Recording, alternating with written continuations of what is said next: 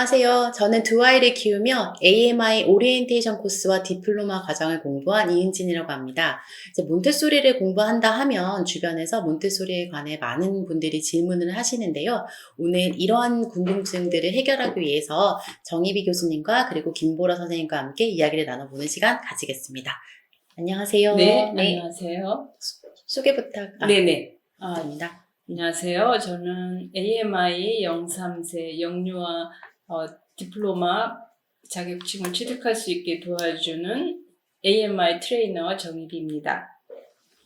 네, 안녕하세요. 저는 디플로마 2기 수료한 김보라입니다. 현재 집에서 넷돌 아이를 양육하고 있습니다. 반갑습니다. 네. 교수님, 제가 몬테소리를 공부한다 하면 보통 주변에서 몬테소리가 뭐야? 사람이야? 교구 이름이야? 아니면 뭐 교육 철학이야? 이렇게 물어보는 질문이 많은데요.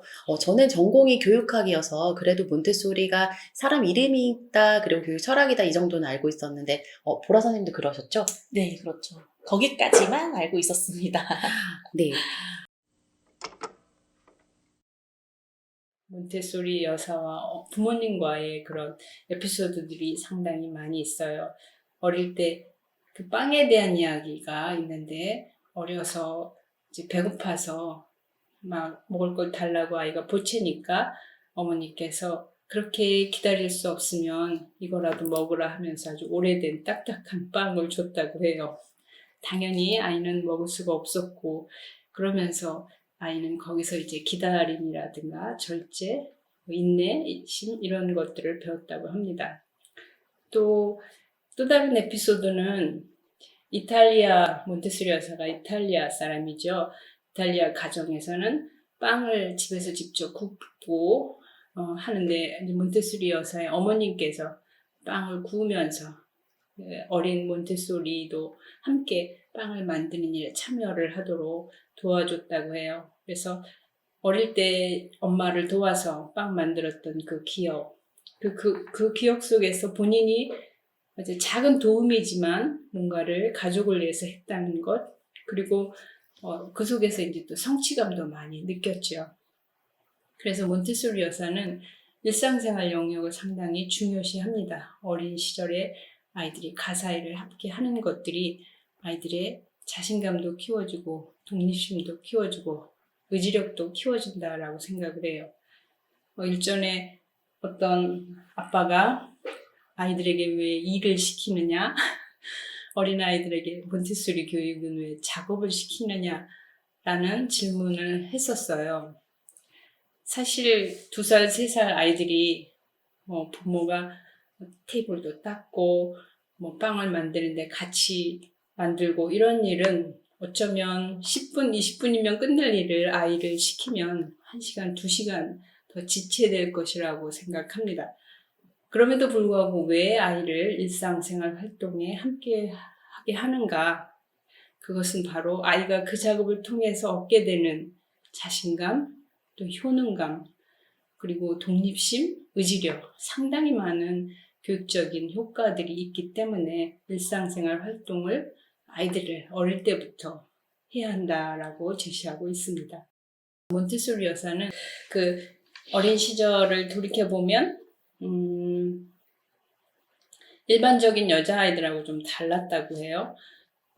그 당시 주로 여자아이들은 어른이 되면 결혼을 잘해서 교사라든가 수녀님을 꿈꾸게 되는데 몬테소리 여사는 수학을 상당히 좋아했고 또 고등학교도 기술고등학교를 졸업을 했죠.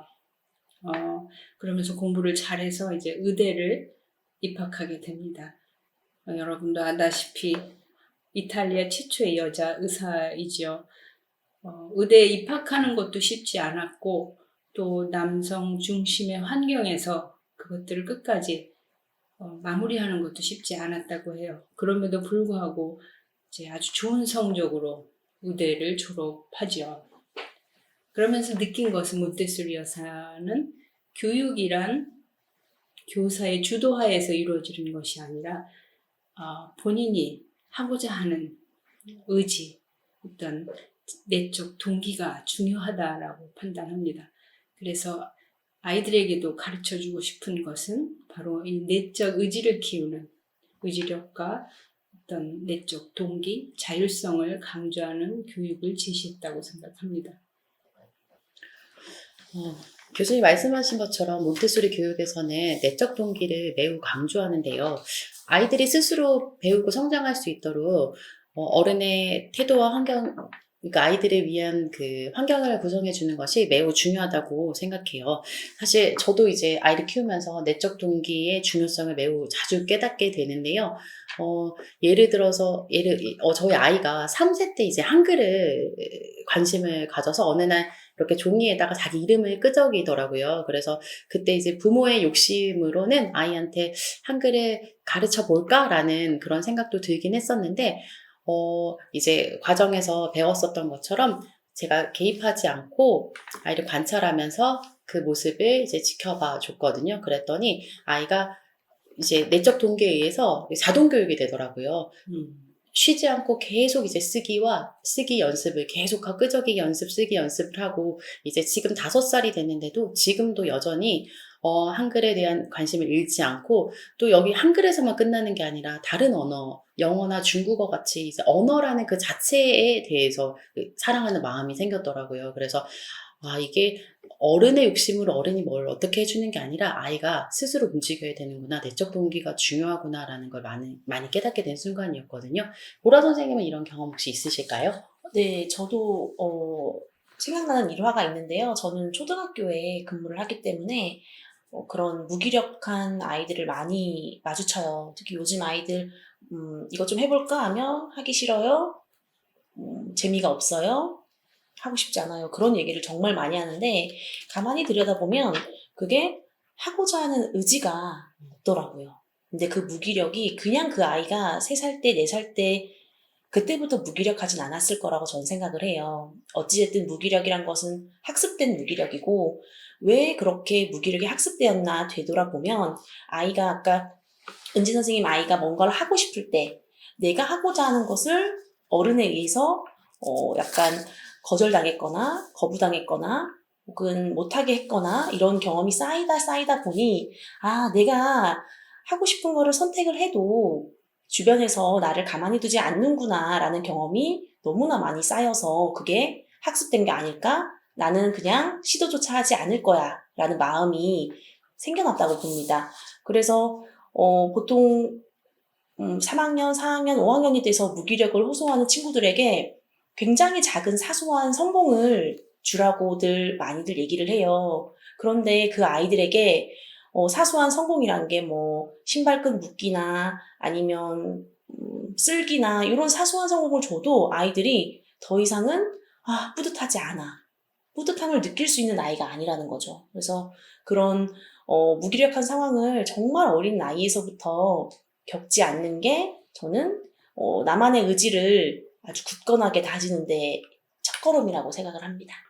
제가 뇌과학 책을 읽었는데 우리의 뇌는 자율적으로 어떤 일을 행할 때만 행복감을 느낀다고 해요. 그래서 스스로 판단해서 스스로 하고 싶은 일을 마음껏 해낼 때 우리의 뇌도 행복해하고 또 그 어떤 정신력도 발달되고 있다고 생각합니다.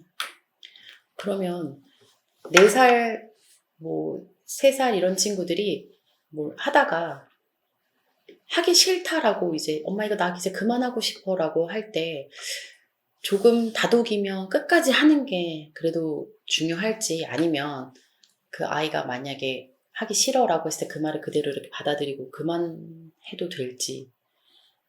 그것은 상황에 따라서 다를 것이라고 생각해요. 엄마가 근데 사실 이제 피아노를 배우는 아이가 있다. 그러면 처음에는 막 친구들도 배우니까 자기도 배우겠어요 하다가 이제 한 달 정도 지나면 배우지 않을래요 막 이렇게 또 하면 엄마가 또 갈등이 생길 거라고 생각하거든요. 그래서 이제 사전에 미리 언제까지 지금 신청을 하면 얼마까지는 할 거야 라고 약속을 좀 하고 아이도 자기가 한 약속에 좀 책임을 지게 해야 될 것 같고요. 그리고 그래도 이제 하기 싫다 하면 많은 우리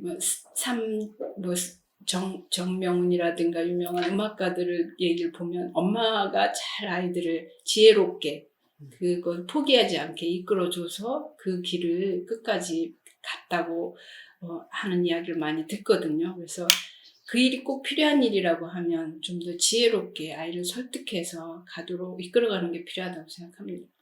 그러면 교수님의 말을 종합해 보면 아이들의 이제 내적 동기를 일으키기 위해서 혹은 유지하기 위해서는 적절한 환경과 그 다음에 올바른 그 가이드를 해줘야 된다는. 그렇죠. 네. 그래서 뭐 초기에 아이가 이제 가위 사용을 처음 했어요. 그런데 이제 자기 스스로도 조금 노력했는데 가위질을 해서 종이가 잘려나가는 걸 보고 아이들이 기뻐하거든요. 그러면 이제 그것들을 반복하는데 처음에 단순한 작업만 준다면 그 흥미가 지속되지는 않을 거거든요. 그래서 거기에서 조금 더 어려운 단계로 할 수 있게 처음에는 뭐 직선에 된 종이만 줬다면 그 다음에는 이제 곡선에 된 뭐 삼각형의 모양을 그려준다거나 나중에는 또 곡선을 그려준다거나 그래서 자기가 그 작업에 몰입할 만큼 자기가 충분히 만족했을 때 이제 그때는 그 아이는 거기에서 더 이상 매력을 느끼진 않아요. 왜냐하면 그 다음 단계로 나아가고 싶어 하거든요. 그렇기 때문에 가위질을 한다 하면 잘 지켜보고 이렇게 수준에 맞는 그 높은 자기의 수준보다 한 단계 높은 단계를 제시하려고 하는 노력이 필요하다고 생각합니다. 네, 그럼 무엇보다 관찰이 중요하겠어요. 아이의 지금 관심이 어디 있는지 수준이 어느 정도인지 관찰을 잘 해야겠다는 생각이 들었습니다. 네, 혹시 이 영상을 보시고 정혜미 교수님 혹은 AMI 코리아에 궁금한 점이 있으신 분들은 댓글로 달아주시면 저희가 추후에 안내드리도록 하겠습니다. 감사합니다. 끝.